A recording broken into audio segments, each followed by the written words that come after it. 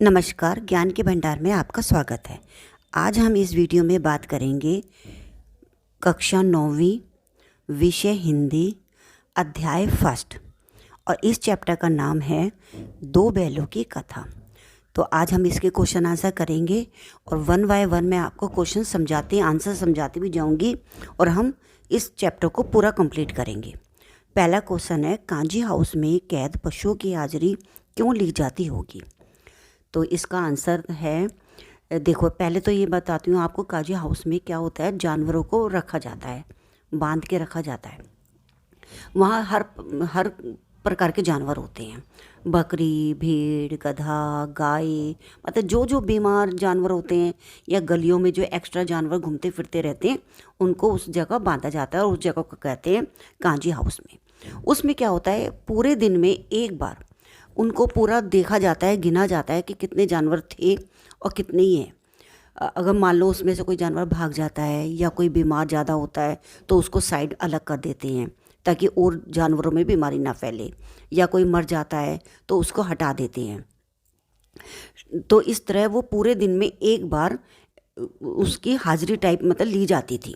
तो इसका आंसर है, कांजी हाउस में कैद पशुओं की हाजिरी इसलिए ली जाती होगी ताकि कैद पशुओं की संख्या का पता चल सके और पता लगाया जा सके कि उनमें से कोई भागा या मरा तो नहीं है। और नेक्स्ट क्वेश्चन है हमारा, छोटी बच्ची को बैलों के प्रति प्रेम क्यों उमड़ आया होगा? तो इसका आंसर है, छोटी बच्ची की माँ मर चुकी थी, वह माँ के बिछड़ने का दर्द जानती थी, इसलिए जब उसने हीरा मोती की व्यथा देखी तो उसके मन में उनके प्रति प्रेम उमड़ आया। उसे लगा कि वे भी उसी की तरह अभागे हैं और अपने मालिक से दूर हैं। उस बच्ची की क्या था, माँ नहीं थी, माँ मर चुकी थी और वो सुतीली माँ से प्रताड़ना सहन करती थी। अब उसने देखा गया ने उसको भी मारा है, पीटा है, तो उसको बेचारी वो बैलों को अपनी जैसा समझ रही थी बेचारी कि जैसे मेरी माँ नहीं है ऐसे ये भी अपने मालिक से दूर हट के बेचारे इधर आ गए हैं। यही कारण था, उसको उन बैलों से बहुत प्रेम और स्नेह सा हो गया। उसे उनका पीटना या उनको सूखी घास फूस देना, खाना देना उसको अच्छा नहीं लग रहा था, इसलिए वो बेचारी अपने छुपाकर 2 रोटी उन दोनों के लिए भी लाई थी। तो नेक्स्ट क्वेश्चन है हमारा, कहानी में बैलों के माध्यम से कौन कौन से नीति विषयक मूलक उभर कर आए हैं? आंसर है, इस कहानी के माध्यम से निम्नलिखित नीति विषयक मूलक उभर कर सामने आए हैं। नंबर 1, विपत्ति के समय हमेशा मित्र की सहायता करनी चाहिए। कभी भी संकट के समय या किसी परेशानी के समय अपने दोस्त को कभी अकेला नहीं छोड़ना चाहिए। मान लो उसके ऊपर किसी भी प्रकार की कोई प्रॉब्लम आई हुई है तो तुम्हें उसका साथ देना चाहिए, जितना हो सके उसकी मदद करनी चाहिए। ऐसे ही हीरा मोती ने भी आपस में एक दूसरे का साथ किसी भी परिस्थिति में नहीं छोड़ा था, आपने देखा होगा चैप्टर में। नेक्स्ट क्वेश्चन है, मतलब क्वेश्चन कह रही हूँ, सॉरी, नेक्स्ट पॉइंट है, आज़ादी के लिए हमेशा सहज एवं सहनशील रहना चाहिए। इसमें देखा आपने कि उन्होंने काजी हाउस की दीवार तोड़ी, गया के घर से भी रस्सी तोड़ के वो कई बार भागे, मतलब वो अपनी आज़ादी को पाने के लिए या झूरी के घर जाने के लिए वो हमेशा तत्पर रहते थे, हमेशा वो कुछ ना कुछ जुगाड़ में बने रहते थे। तो यही बताया है कि आज़ादी को हमें सहजता से नहीं लेना चाहिए, उसके लिए संघर्ष करते रहना चाहिए। तीसरा पॉइंट है इसमें, अपने समुदाय के लिए अपने हितों का त्याग भी करना पड़े तो हमें करना चाहिए। जी हाँ, अगर मान लो हमारे किसी कार्य से हमें कुछ नुकसान हो रहा है लेकिन दूसरे का फ़ायदा हो रहा है तो हमें वो काम करना चाहिए। 4th पॉइंट है, आज़ादी बहुत बड़ा मूल्य है, इसे पाने के लिए मनुष्य को बड़े से बड़ा कष्ट उठाने को तैयार रहना चाहिए।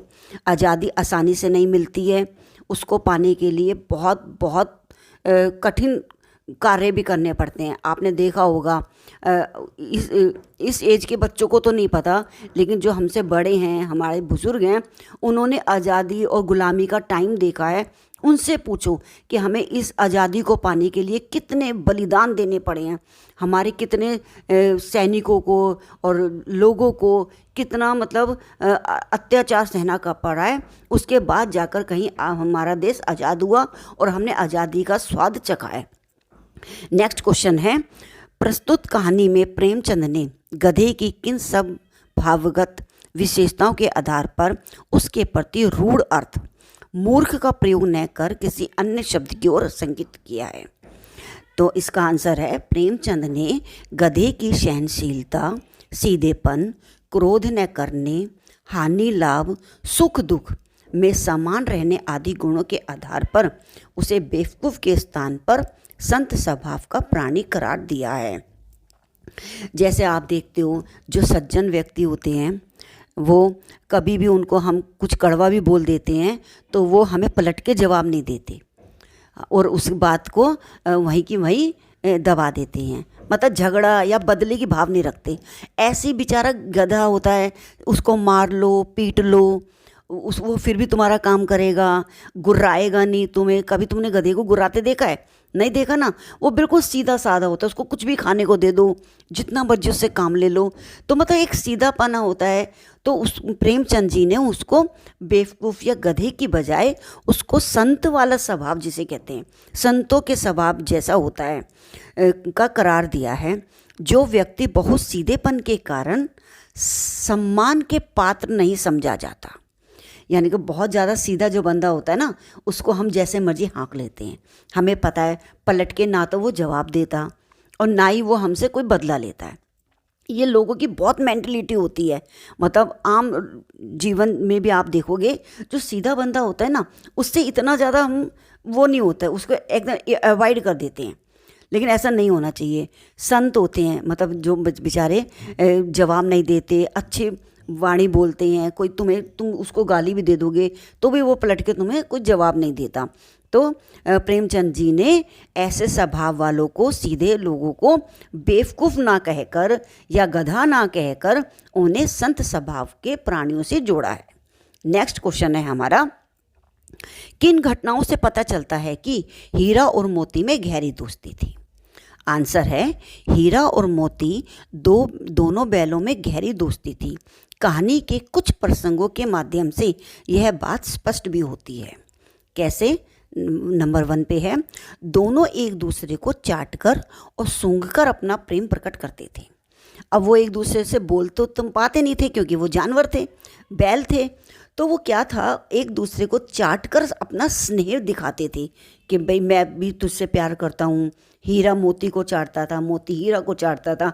एक दूसरे को चाट चाट के स्नेह का प्रदर्शन करते थे। दूसरा पॉइंट है, जब वे दोनों बैल हल या गाड़ी में जोते दिए जाते थे तो दोनों ज़्यादा से ज़्यादा बोझ स्वयं झेलकर दूसरे को कम बोझ देने की चेष्टा करते थे।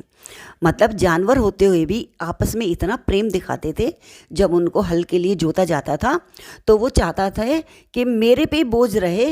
हीरा चाहता था मैं ही ज़्यादा बोझ उठा लूँ, मोती पे ना जाए, और मोती सोचता था हीरा को ज़्यादा बोझ ना उठाना पड़े कि मैं ही उठा लूँ। और नेक्स्ट पॉइंट है इसमें, नाद में खली भूसा पड़ जाने के बाद दोनों साथ ही नाद में मुंह डालते थे और साथ ही बैठते थे। एक के मुंह हटा लेने पर दूसरा भी हटा लेता था।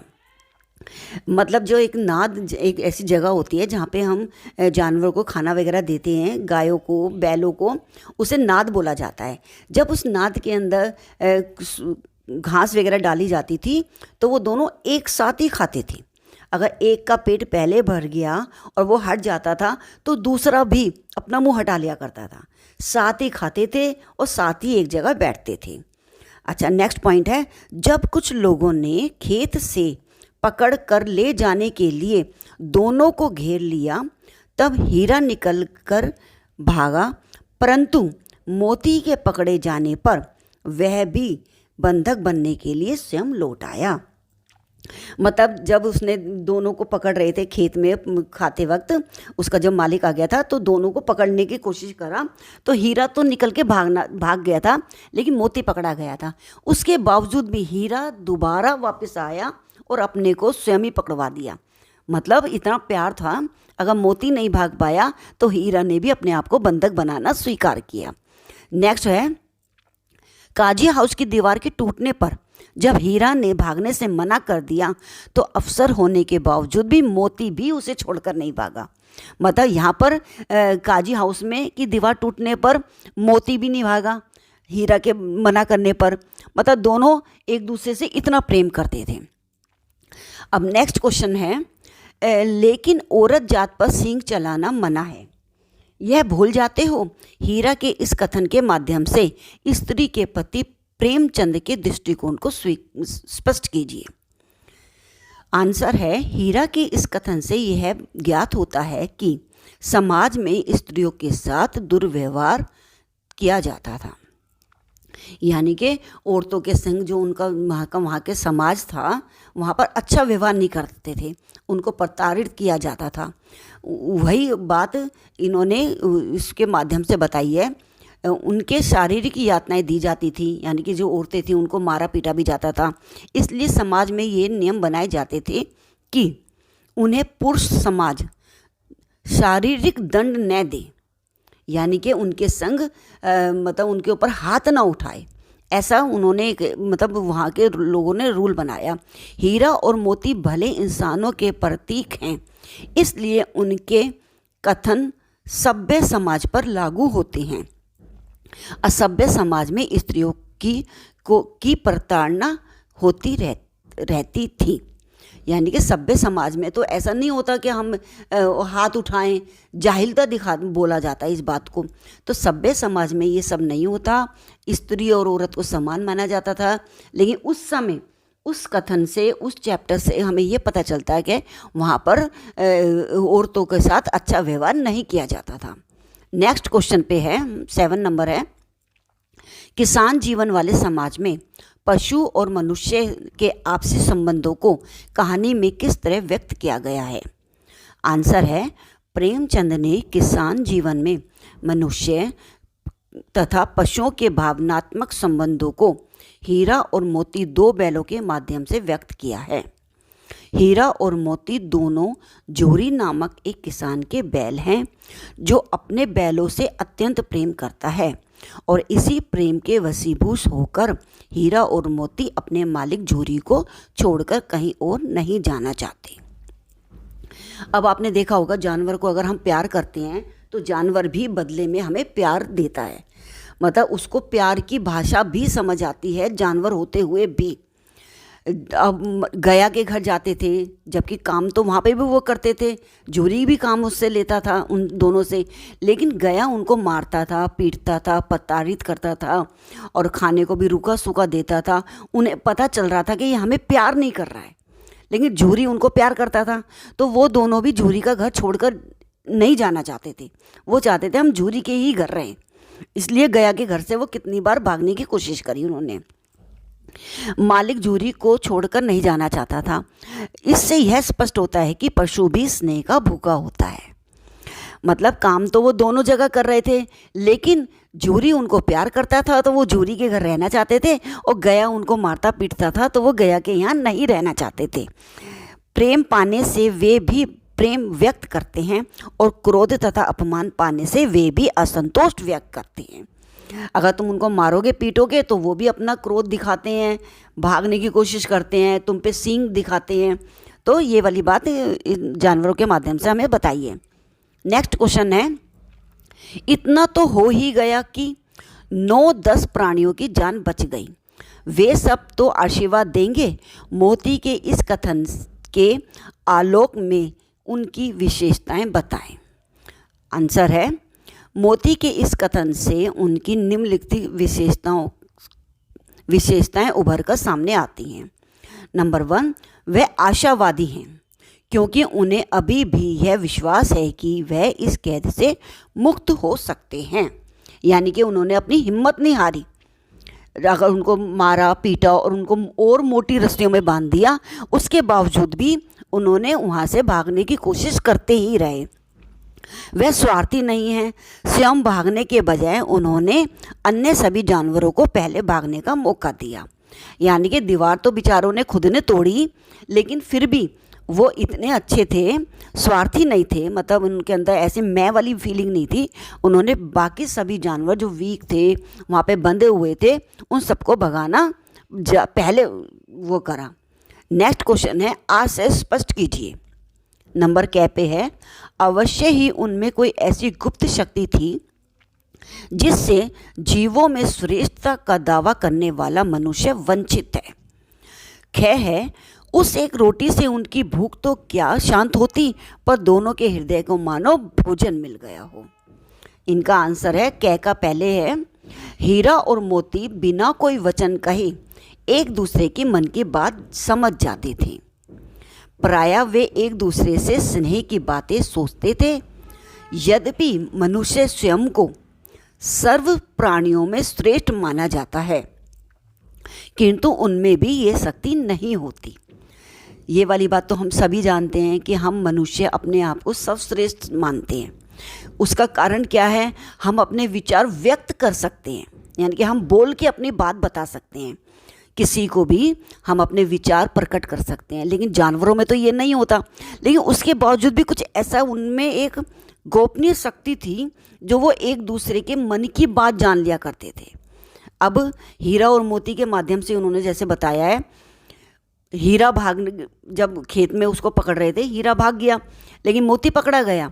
तो मोती ने तो उसको आवाज़ नहीं लगाई होगी ना, लेकिन फिर भी वो बिना बोले ही समझ गया कि अगर मोती पकड़ा गया है तो वो भी स्वयं आके मतलब खुद ही भी कैद हो गया। अच्छा, नेक्स्ट है, ख का जवाब है, हीरा और मोती गया के घर बंधे हुए थे। गया ने उनके साथ अपमान पूर्वक व्यवहार किया था, इसलिए वे विक्षुब्ध थे, यानी कि उनका दिल दुखा हुआ था। वो बहुत परेशान थे कि हमसे काम भी ले रहा है, खाने को भी सूखा दूखा दे रहा है और हमें मार भी रहा है। ऐसे में उनका दिल वहाँ पे नहीं लग रहा था। परंतु तभी एक नन्ही लड़की ने आकर उन्हें एक एक रोटी दी। उस रोटी से उनका पेट तो क्या भर सकता था, ये वाली बात तो है ना। इतने बड़े बड़े जानवर थे, वो तो बैल थे पूरे, उनको एक एक रोटी तो क्या था, उनका पेट तो नहीं भर सकता था ना। लेकिन परंतु उसे खाकर उनका हृदय जरूर तृप्त हो गया, यानी कि उन्हें जो प्यार और स्नेह चाहिए था उन्हें उस बच्ची के भाव में नजर आया। उन्होंने बालिका के प्रेम को अनुभव किया और वे प्रसन्न हो उठे। नेक्स्ट क्वेश्चन है, गया ने हीरा मोती को दोनों बार सूखा भूखा खाने के लिए क्यों दिया? इसमें 4 ऑप्शन दे रखे हैं, उसमें से हमें सही उत्तर का टिक करना है या लिखना है, जो भी होगा क्वेश्चन में आंसर में पेपर के अंदर, आप ध्यान से देखना। अच्छा, पहला क्या है, गया प्राय बैलों पर अधिक खर्च नहीं करना चाहता था। ख नंबर पे है, गरीबी के कारण खली आदि खरीदना उसके बस की बात न थी।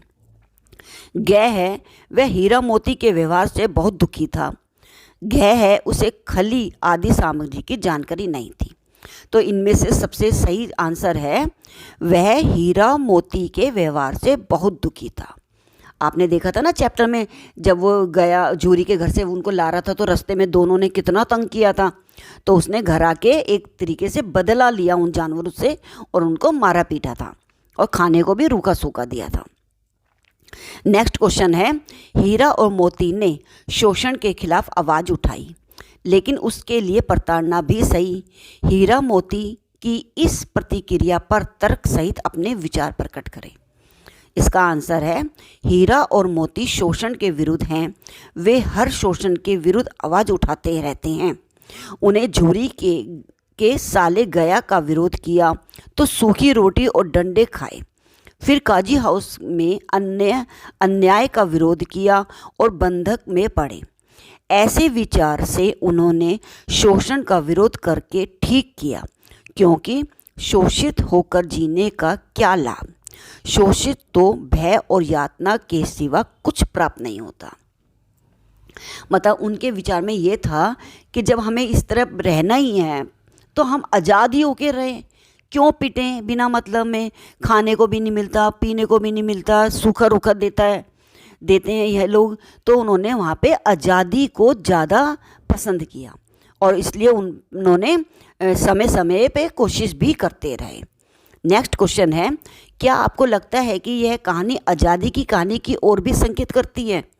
ऑफ कोर्स, कितनी बार उन्होंने देखा कि उन्हें आज़ादी चाहिए थी, गया के घर से वो भागे, काजी हाउस से वो भागे, ठीक है ना, और फिर वो जो कसाई था वो पकड़ के लेके जा रहा था, तब फिर वो वहाँ से भागे। तो ये आज़ादी की तरफ तो है ही। तो आंसर है, प्रेमचंद स्वतंत्रता पूर्व लेखक हैं, इनकी रचनाओं में भी इसका प्रभाव देखा गया है। दोनों बैलों की कथा नामक कहानी भी इससे अछूती नहीं है। मनुष्य हो या पशु, पराधीनता किसी को भी स्वीकार्य नहीं है। सभी स्वतंत्र होना चाहते हैं। प्रस्तुत कहानी की कथा वास्तु भी इन्हीं मनोविचार पर आधारित है। प्रेमचंद ने अंग्रेजों द्वारा भारतीयों पर किए गए अत्याचारों को मनुष्य तथा पशुओं के माध्यम से व्यक्त किया है। इस कहानी में उन्होंने यह भी कहा है कि स्वतंत्रता सहज ही नहीं मिलती, इसके लिए संघर्ष करना पड़ता है।